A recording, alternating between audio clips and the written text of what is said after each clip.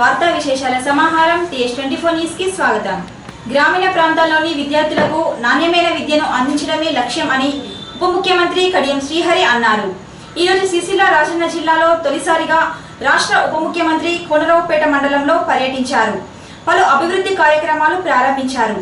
కార్యక్రమంలో Vemulawada MLA Chennamaneni Ramesh Babu, ZP chairperson Tula Uma, dairy chairman Rajeshwararao, జిల్లా collector Krishnabhaskar, MPP Sankineni Lakshmi, RDO Shyamprasad Lal, DEO doctor Radhakishan, Vemulawada MPP Rangu Venkatesham Goud, గ్రామ sarpanch Tatakarla Sumalatha, ZPTC Pallam Annapurna, CESS director Devarakonda Tirupati, DSP Sudhakar, rural CI Madhavi, పలు గ్రామాల సర్పంచ్లు, ఎంపీటీసీలు, ప్రజాప్రతినిధులు పాల్గొన్నారు.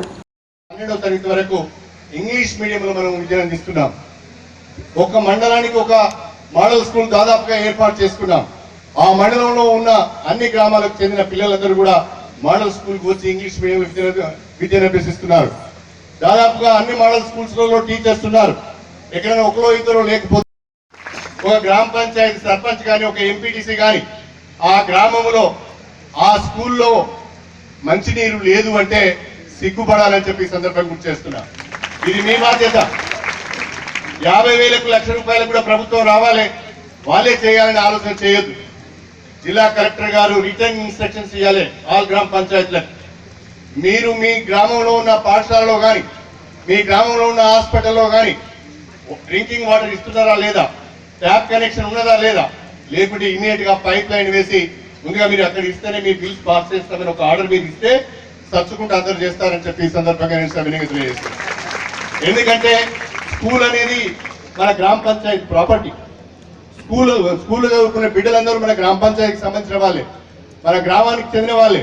ఆ బిడ్డల యొక్క బాగోగులు చూసుకోవాల్సిన బాధ్యత కూడా గ్రామ పంచాయతీ మీద ఉంది అని చెప్పి ఈ సందర్భంగా గుర్తు చేస్తున్నా. ఒకవైపు అన్ని పాఠశాలల్లో, అన్ని జూనియర్ కళాశాలల్లో, మోడల్ స్కూల్స్లలో, కేజీబీవీలలో మౌలిక వసతుల కల్పనకు ప్రయత్నం చేస్తూనే ఎక్కడైతే అడిషనల్ క్లాస్ రూమ్స్ కావాలో, ఎక్కడైతే కొత్త భవనాలు కావాలో వాటికి కూడా ఈ విద్యా సంవత్సరం నబార్డు నుంచి, స్టేట్ ప్లాన్ ఫండ్స్ నుంచి, సర్వశిక్ష అభియాన్ నుంచి, ఆర్ఎంఎస్ఏ నుంచి దాదాపు 1,500 కోట్ల రూపాయలను మొబిలైజ్ చేసి ఇవాళ మౌలిక వసతులతో పాటుగా అదనపు గదుల నిర్మాణం కూడా చేపడుతున్నామని చెప్పి ఈ సందర్భంగా గుర్తు చేస్తున్నా. ఇవాళ మన ప్రభుత్వ జూనియర్ కళాశాలను ప్రారంభించుకున్నాం. దాదాపు 1,25,00,000తోని ఆ ప్రభుత్వ జూనియర్ కళాశాలను మనం ప్రారంభించుకున్నాం. ఎప్పుడో మంజూరు ఇచ్చారు కానీ ఎక్స్పెండిచర్ ఇప్పుడు బుక్ అయింది. మోడల్ స్కూల్ ఎప్పుడో మంజూరు ఇచ్చారు కానీ మనం వచ్చిన తర్వాత మోడల్ స్కూల్ పూర్తి చేసుకున్నాం. ఎక్స్పెండిచర్ తెలంగాణ గవర్నమెంట్ బుక్ చేస్తున్నది. కాబట్టి ఎవరైనా చెప్పుండొచ్చు మేమే మంజూరు ఇచ్చినాం, అవి గొప్పగా వచ్చి ఇప్పుడు ప్రారంభిస్తున్నారని. అది తప్పు. ప్రారంభిస్తున్నది తెలంగాణ ప్రభుత్వం. సరైన సదుపాయాలు లేవు. అయ్యా మీ బడికి పంపిస్తే మీ ఉపాధ్యాయులు సరిగా రారు, అయ్యా మీ బడికి పంపిస్తే తెలుగు మీడియంలో చెప్తారు, మాకు ఇంగ్లీష్ మీడియం కావాలి. ఈ కారణాల వలన ప్రభుత్వ పాఠశాలల వైపు పిల్లలు తగ్గుతూ వస్తున్నారు. దీనిని గుర్తించిన తెలంగాణ ప్రభుత్వం గౌరవ ముఖ్యమంత్రి గారి ఆలోచన మేరకు ఇవాళ రాష్ట్ర వ్యాప్తంగా ఉన్న అన్ని పాఠశాలల్లో కూడా మౌలిక సదుపాయాలను కల్పించే ప్రయత్నం చేస్తున్నాం.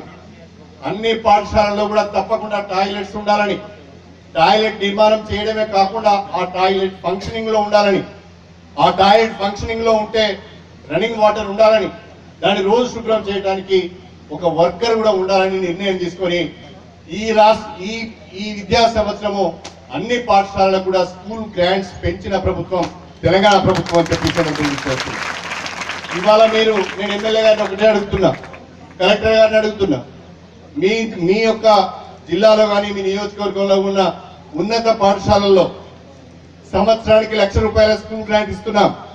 2 వర్కర్స్ ను పెట్టుకోమని ఎస్ఎంసీలకు చెప్పినాం. ఒక వర్కర్ ఏమో డే అంతా అటెండర్ జాబ్ చేయడము, ఇంకో వర్కర్ ఏమో వాచ్మెన్ జాబ్ చేస్తూ ఆ టాయిలెట్స్ శుభ్రం చేసి నీళ్లు పెట్టే విధానము చేయడానికి 2 వర్కర్స్ ఇచ్చాం. ఎక్కడైతే ప్రైమరీ స్కూల్స్ ఉన్నాయో, అప్పర్ ప్రైమరీ స్కూల్స్ ఉన్నాయో అక్కడ 50,000 స్కూల్ గ్రాంట్ ఇచ్చాం. ఒక వర్కర్ను పెట్టుకోమని చెప్పాం. ఇంతకుముందు ప్రధాన ఉపాధ్యాయులు ఏం చెప్పేది అంటే, సార్ మాకు టాయిలెట్స్ బాగు చేయడానికి ఎవరు లేరు, శుభ్రం చేయడానికి ఎవరు లేరు కాబట్టి మేము మెయింటైన్ చేయలేకపోతామని చెప్పారు. ఇవాళ మెయింటైన్ చేయడానికి వర్కర్స్ ఇచ్చాం. అంతేకాకుండా టాయిలెట్స్ కట్టాం, రన్నింగ్ వాటర్ కూడా పెట్టమని గ్రామ పంచాయతీలకు చెప్పాం. నేను కలెక్టర్ గారిని కోరుతున్నా, మీరు as a collector of Sircilla Rajanna జిల్లా You have to instruct all Gram Panchayats to provide safe drinking water to all educational institutions. It is their primary duty. రైతులు ప్రభుత్వం సబ్సిడీ ద్వారా అందించే విత్తనాలను సద్వినియోగం చేసుకోవాలని రాజన్న సిరిసిల్ల జిల్లా కలెక్టర్ కృష్ణభాస్కర్ అన్నారు. ఈ రోజు సబ్సిడీ విత్తన విక్రయాన్ని ప్రారంభించారు. కార్యక్రమంలో జేసీ యాస్మిన్ భాషా, ఆర్డీఓ శ్యామ్ ప్రసాద్ లాల్, తహసీల్దార్ రాజు, ఏఓ తిరుపతి అధికారులు పాల్గొన్నారు.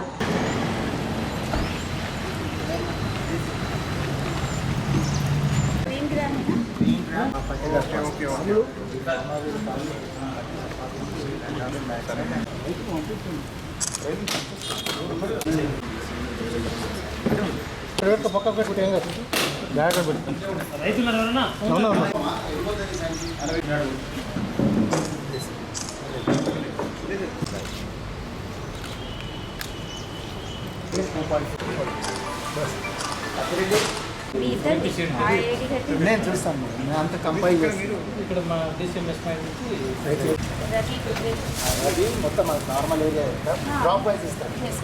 ప్యాడీ ఎంత, ఇది గ్రౌండ్ వైజ్ ఎంత, రైస్ ఎంత.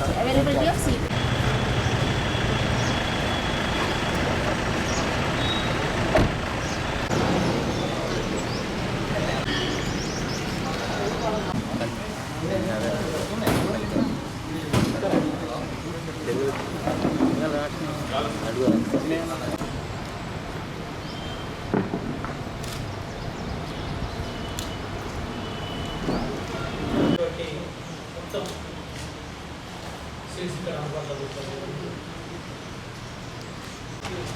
ఆ సూచనల మేరకు ఎంత సప్లై కావాలంటే అక్కడ చేయడానికి అక్కడ ఎక్కడ బ్రాంచెస్ ఉన్నాయో ఆ బ్రాంచెస్లలో కూడా అంతటా కూడా పెట్టేసేసేసి రైతులకు ఈసారి ఏంటంటే మనకి భగవంతుని దయ వల్ల మంచి వర్షాలు పడి మనకు జలవనరులన్నీ కూడా నిండి ఉన్నాయి కాబట్టి ఈసారి మనకు సేద్యం బాగా అయ్యేటువంటి పరిస్థితి ఉంది.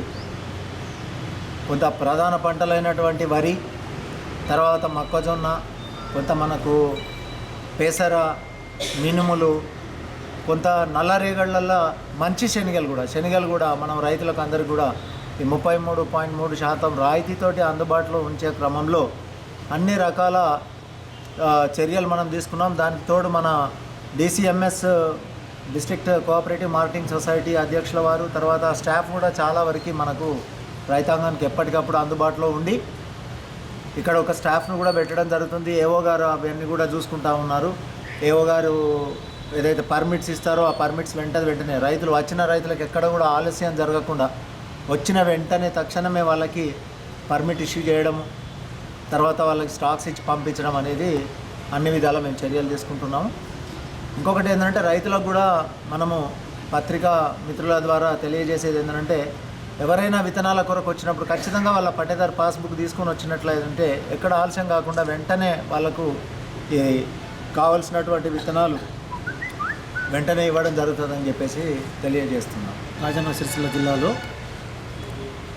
మా డిసిఎంఎస్ ఆధ్వర్యంలో చేపట్టబడినటువంటి విత్తనాలను జిల్లా కలెక్టర్ గారు, జాయింట్ కలెక్టర్ గారు, ఆర్డీఓ గారు వచ్చి ప్రారంభోత్సవం చేయడం జరిగింది. రైతులకు 33% ఫ్రీ సబ్సిడీతోని పల్లికాయ, శనగలు, పెసళ్ళు, మినుములు, అదేవిధంగా మక్కలు, ప్యాడీ అన్ని విత్తనాలు కూడా సిరిసిల్ల ఈ హెడ్క్వార్టర్లో పెట్టడం జరిగింది.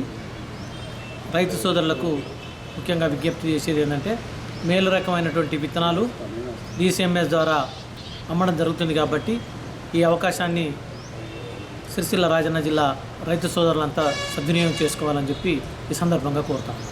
ఈరోజు ఈ రాజన్న సిరిసిల్ల జిల్లాలో డిసిఎంఎస్ మాకు agriculture main source. DCMS main source కాబట్టి ఇంతకుముందు 2-3 మండలాలకి మేము సప్లై చేసాము. ఇప్పుడు ఈ డిసిఎంఎస్కి బాధ్యత పెరిగింది. జిల్లా మొత్తం సప్లై చేయడానికి వారు ఆసక్తిగా ఉన్నారు కాబట్టి నాణ్యమైన విత్తనాలు మా అగ్రికల్చర్ ఆఫీస్ నుండి ఏ రైతు అయితే వస్తాడో ఆ రైతు టోకెన్ తీసుకొని ఇక్కడికి వస్తే అందుబాటులో అంటే ఎల్లవేళలా మార్నింగ్ 8 గంటల నుంచి రాత్రి 8 గంటలు కూడా సర్వీస్ చేయడానికి డిసిఎంఎస్ ఉంది.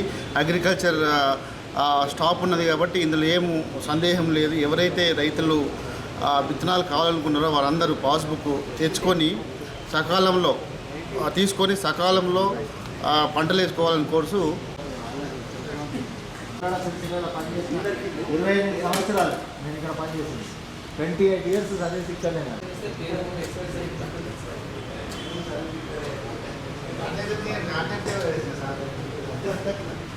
నూతనంగా ఏర్పాటైన పెద్దపల్లి జిల్లాను సీనియర్ పార్లమెంటరియన్ మాజీ మంత్రి దళిత నాయకులు గడ్డం వెంకటస్వామి పేరు పెట్టాలని మాల మహానాడు జాతీయ కార్యదర్శి రాగుల రాములు డిమాండ్ చేశారు. ఈ రోజు స్థానిక అంబేద్కర్ విగ్రహానికి పూలమాలలు వేసిన అనంతరం పెద్దపల్లి జిల్లాకు వెంకటస్వామి పేరు పెట్టాలని ఆర్డీఓ కార్యాలయం వరకు ర్యాలీ నిర్వహించారు. అనంతరం వినతి పత్రం అందజేశారు.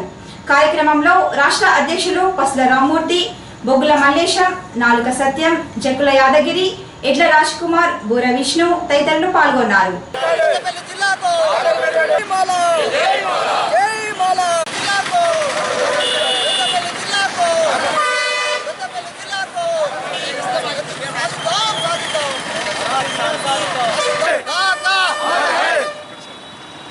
పెద్దపల్లి జిల్లాని వెంటనే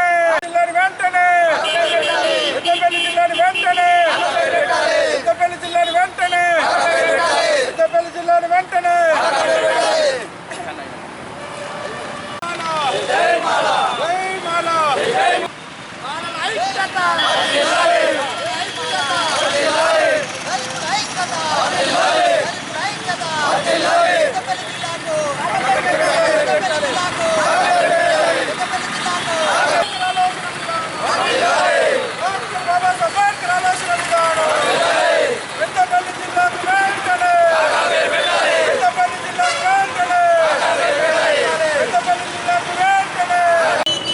దళితుల పేరు నూతనంగా ఏర్పడబోయే జిల్లాలకు పెడతానని కేసీఆర్ హామీ ఇచ్చిండు.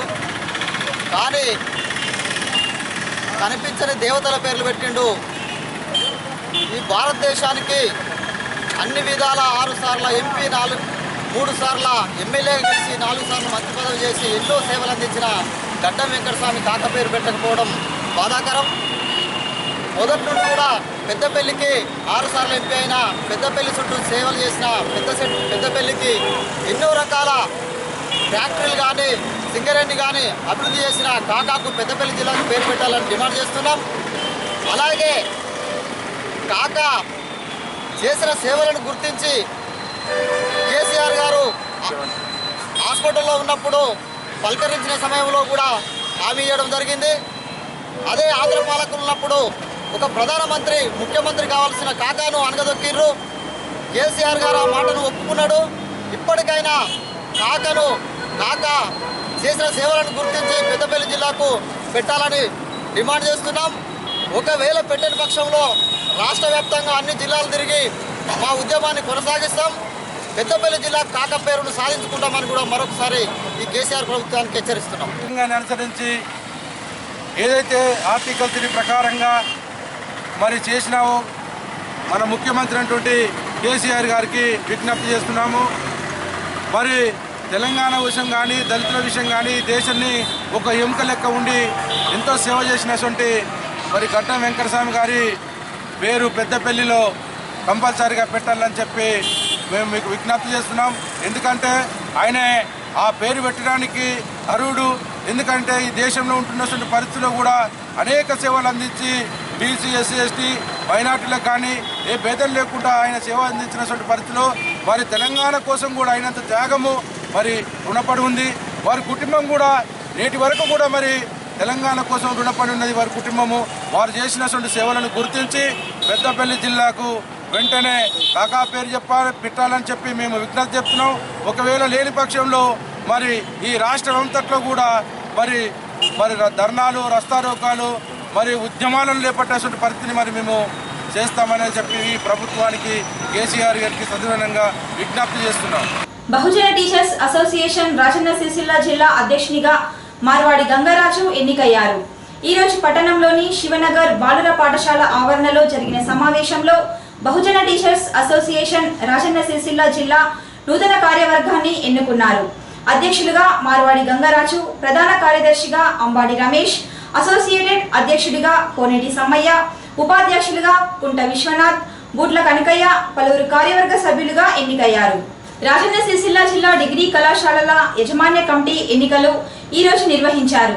పట్టణంలోని ఓ ప్రైవేట్ డిగ్రీ కళాశాలలో జరిగిన సమావేశంలో నూతన కార్యక్రమాన్ని ఏకగ్రీవంగా ఎన్నుకున్నారు. అధ్యక్షుడిగా గుగ్గిల జగన్ గౌడ్, ఉపాధ్యక్షునిగా తోట రాజేందర్, నీలి భూమేష్, ప్రధాన కార్యదర్శిగా గుండా శ్రీకాంత్, సంయుక్త కార్యదర్శిగా సదానందం, కోశాధికారిగా నాయని జగన్మోహన్ రావు, అధికార ప్రతినిధిగా ఇటుకల మల్లేశం, కార్యవర్గ సభ్యులుగా గెంట్యా భూమేష్, గూడూరి భూమేష్, గౌరవ అధ్యక్షులుగా అల్లూరి రాజయ్య, గౌరవ సలహాదారులుగా ప్రతాప్, రాంప్రసాద్లను ఎన్నుకున్నారు.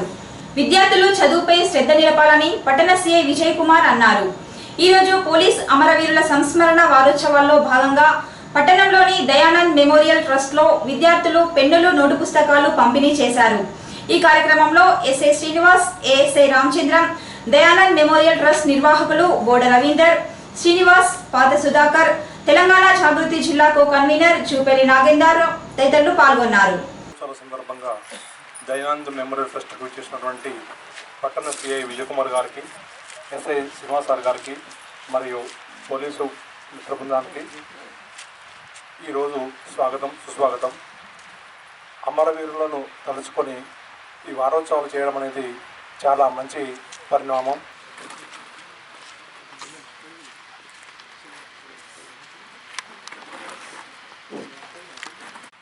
పోలీసులు ఎంతమంది అవుతారు? మీరు అందరూ పోలీసులే కదా? వెరీ గుడ్, శబాష్. అయితే ఈరోజు మేము మీ స్కూల్కి ఎందుకు వచ్చినాం తెలుసా? నో, ఎందుకంటే మనకు ప్రతి సంవత్సరము పోలీసు అమరవీరుల వారోత్సవాలు జరుగుతాయి. ఏంటిదంటే అది అక్టోబర్ 21 నాడు మన దేశ సరిహద్దులో మిలిటరీ వాళ్ళు, సిఆర్పిఎఫ్ వాళ్ళు పొరుగుతోని కొట్లాడి ఎవరైతే ప్రాణాలు కోల్పోతారో వాళ్ళను స్మరించడం కొరకు మనము ఈ యొక్క వారోత్సవాలు చేసుకుంటాం. పోలీసులు కావాలనుకున్నారు కాబట్టి మీరు ఎంతో కష్టపడి పోలీస్ కావాలంటే బాగా చదువుకోవాలి, బాగా ఎక్సర్సైజ్ చేయాలి, ఫిజికల్గా మెంటల్గా స్ట్రాంగ్ ఉండాలి, మంచి ధైర్యాన్ని కలిగి ఉండాలి. ఇవన్నీ లక్షణాలు మీరు చదువుతో పాటు అబ్బుతాయి. ఇవన్నీ మంచి ఫిజికల్ ఎక్సర్సైజ్ చేసి మీ టీచర్లకు చెప్తున్నా రోజు ఒక పీరియడ్ ఫిజికల్ పీఈటీ ఏదో వాకింగ్ కానీ ఎక్సర్సైజ్ ఏదో ఒకటి యోగా అటువంటివి చేస్తే ఏమైందంటే మనకు ఎప్పుడైతే బాడీ మంచి ఫిట్ ఉంటుందో మైండ్ స్ట్రాంగ్ ఉంటుంది, ఎప్పుడైతే మైండ్ స్ట్రాంగ్ ఉంటుందో చదువు మంచిగా వస్తుంది. కాబట్టి మీరందరూ బాగా పోయి సరుకులు కొనుక్కొస్తారు. ఇంకా ఇంకే విధంగా సహాయపడతారు? ఇంట్లో అల్లరి సహాయపడుతున్నారా?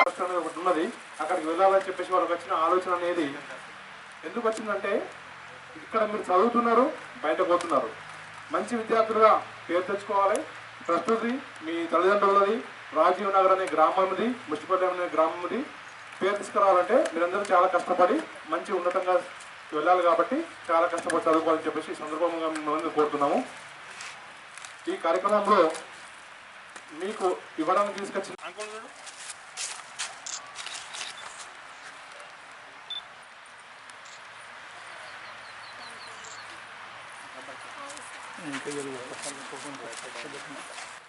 బాగా కష్టపడి అనుకుంటే నేను మళ్ళీ వస్తాను వేసుకోండి. నేను మళ్ళీ వచ్చి మళ్ళీ మంచి గిఫ్ట్ ఇస్తాను.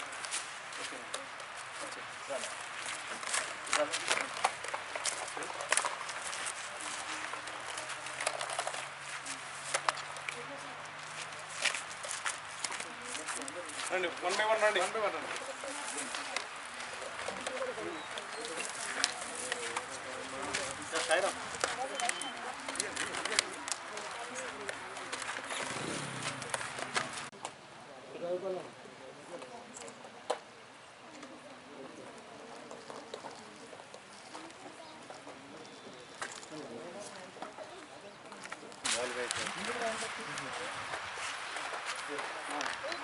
సిరి స్వయం కృషి స్వచ్ఛంద సంస్థ ఆధ్వర్యంలో ఈ రోజు collector Krishna Bhaskar, joint collector Yasmin బాషాను కలిసి మొక్కను అందించి అభినందించారు. ఈ కార్యక్రమంలో దండు రవికుమార్, లావణ్య, చిట్యాల మధు, పి రచిత, ఎస్ శిరీష, మౌనిక తదితరులు పాల్గొన్నారు.